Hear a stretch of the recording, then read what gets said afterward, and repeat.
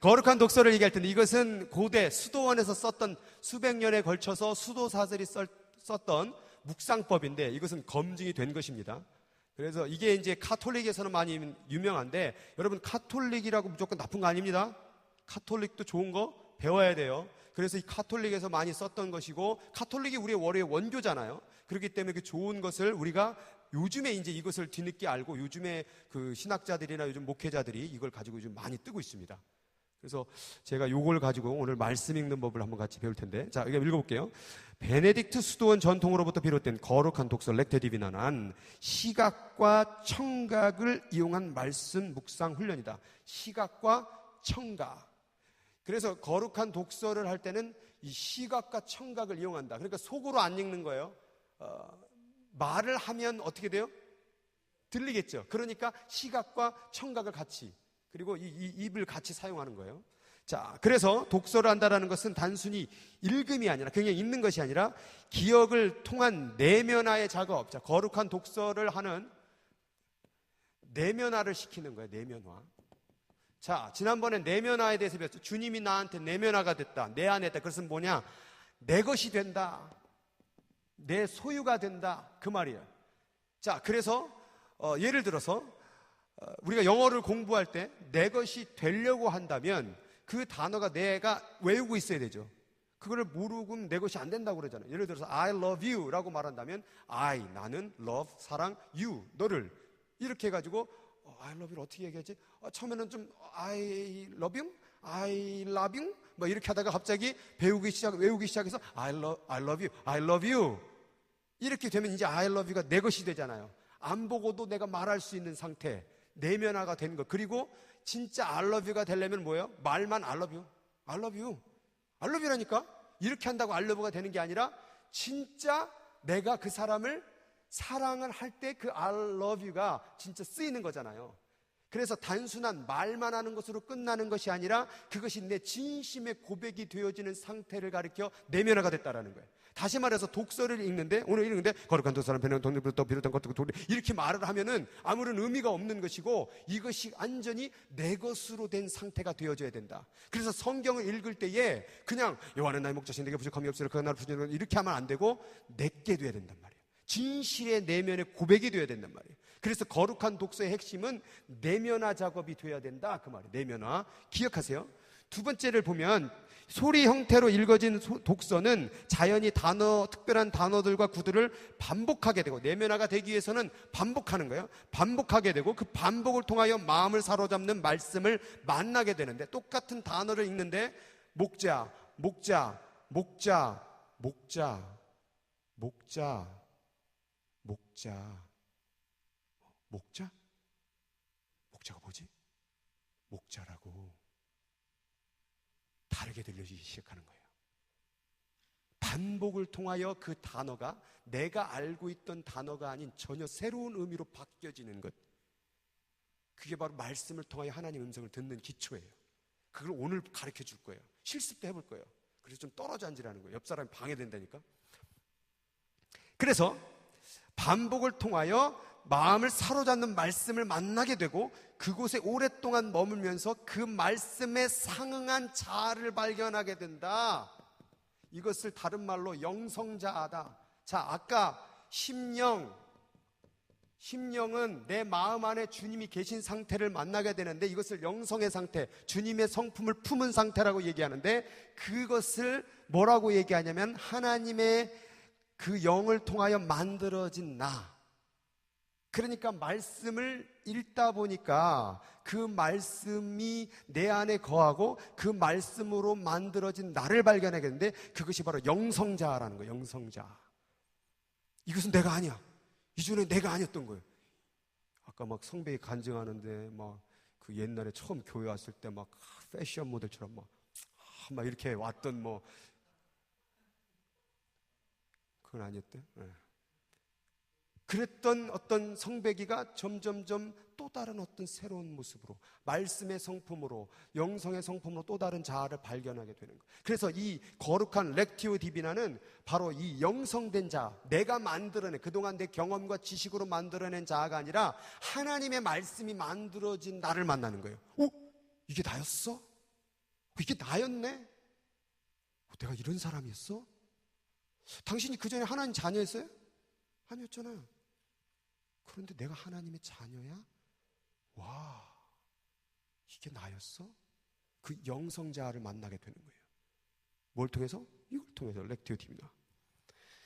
그래서 거룩한 독서에서 반복된 독서를 하게 되는데, 여기서 반복이란 단순한 기억 자체를 위한, 예전에 뭐 단어 외울 때 무슨 뭐 계속 외워가고 뭐 컨템플레이션, 근데 뭐 이렇게 외워갖고 하는 게 아니라 이 말씀의 정말 영적인 반복을 통하여서 되는데, 이것은 뭐라고 얘기하면 이것은 씹는다.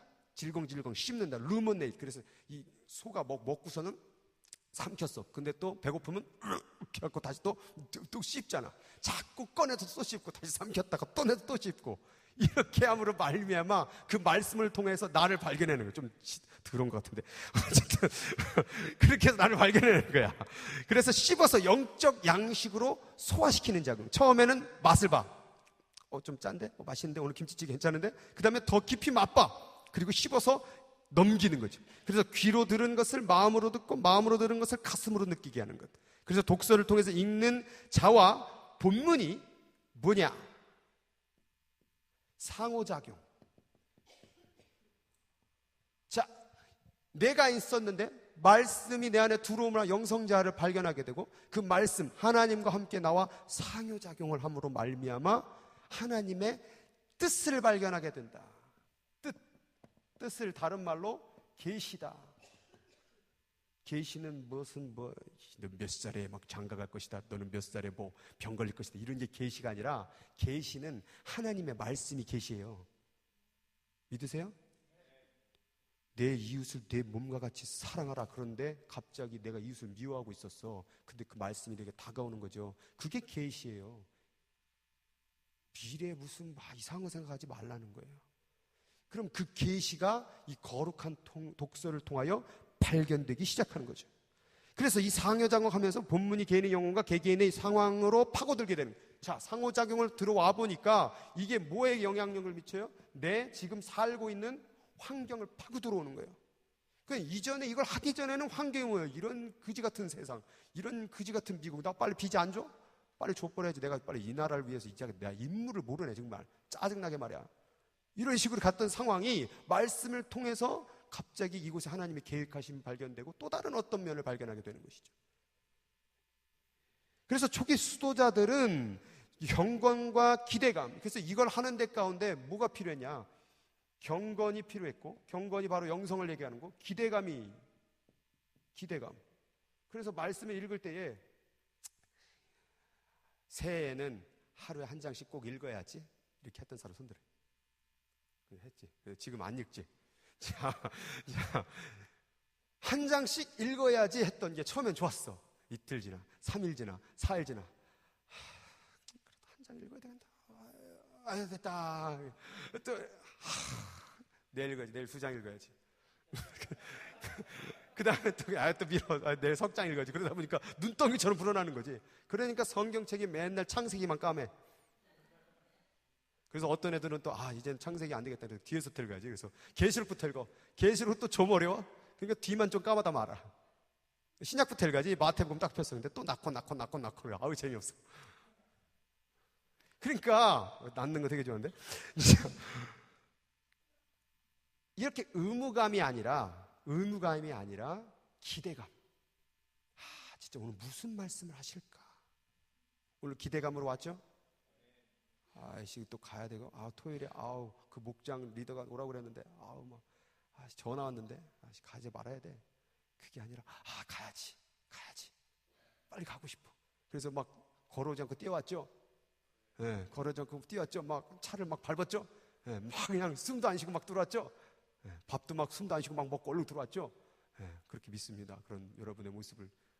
신영이 봐요. 벌써 얼굴이 얼마나 뛰어왔는지 그냥 얼굴이 노쇠해버렸어. 피곤해졌어 지금 아주. 얼마나 이 말씀을 사모가 달려왔는지 그 마음. 그래서 만약 그 기대가 좌절된다면 내적으로 그 말씀을 받아들일 수 없는 어떤 장애물이 있다는 것을 인식하게 됐고, 기대감이 없으면, 그래서 결코 실용주의적 목적, 즉 설교나 가르침의 목적의 형태로 거룩한 독서를 하지 않았다. 여기서 중요한 게 있는데, 오로지 이 기대감은 뭐에 대한 기대감이냐? 경건에 대한 기대감인데, 그 경건에 대한 것은 영성이고, 영성은 뭐냐? 심령이고, 심령이 뭐냐? 마음속에 내 안에 계신 상태. 다시 말해서 말씀을 거룩한 진정한 독서, 이런 어떤 내면화와 자아와 상호작용하는 이런 어떤 또 다른 나의 자아, 하나님의 계시를 발견하기 위해서는 어떤 목적을 두고 말씀을 읽으면 안 된다라는 거예요.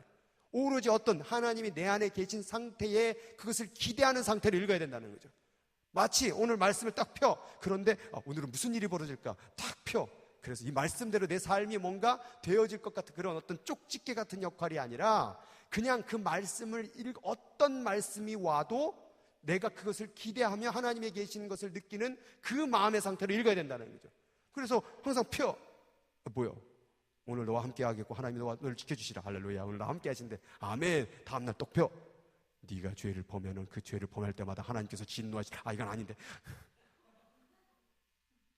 이렇게 어떤 자기의 삶의 어떤 목적과 기대를 통하여 읽으면 안 된다는 거예요. 그 어떤 사람은 말씀을 많이 읽으면 축복받을 줄 믿습니다. 그래서 어떤 날 빨리 직장을 구해야 되는데 말씀 많이 읽어야지. 말씀을 많이 읽으면 좋은 직장이 잡히나요? 말씀을 읽는 목적을 분명히 알아야 돼요. 말씀을 많이 읽으면 기적이 일어나나요? 기적 일어날 수 있겠죠. 좋은 직장 잡힐 수도 있겠죠. 그런데 안 믿는 사람에게도 좋은 일이 일어나요. 그럼 우리는 말씀을 통해서 얻는 목적은 그게 아니라는 거예요. 말씀에 대한 근본적인 목적은 심령이라니까요. 하나님 내 안에 계신 상태를 만나는 거예요. 거기에 기쁨을 회복하는 거예요. 그리고 그분의 말씀을 들어보는 거예요. 근데 우리는 말씀을 읽을 때 이미 다른 어떤 기대들이 있어. 기도를 할 때 어떤 기대들이 있어. 이 기도를 하면 뭔가 일이 잘 풀려질 것 같아. 직장이 잘 잡혀질 것 같아. 그러니까 자꾸 그런 의도를 가지고 말씀을 읽으니까 목회자는 가장 시험 받는 게 뭐냐면 말씀을 읽으면 직업병이야. 이거 설교 좋은데? 적어놔야 되겠다. 초기의 수도자들은 절대 그것을 설교의 본문으로 이용하려고 말씀 읽지 않았다는 거. 오로지 하나님만 생각하고 읽었다는 거예요. 여러분은 어떤 목적으로 말씀을 읽냐 이 말이죠. 우리도 나도 모르게 그런 마음이 들어가는 거예요. 그래서 그것을 비우고 그 영성으로 만족한 거룩한 독서를 시작을 해야 된다는 거예요.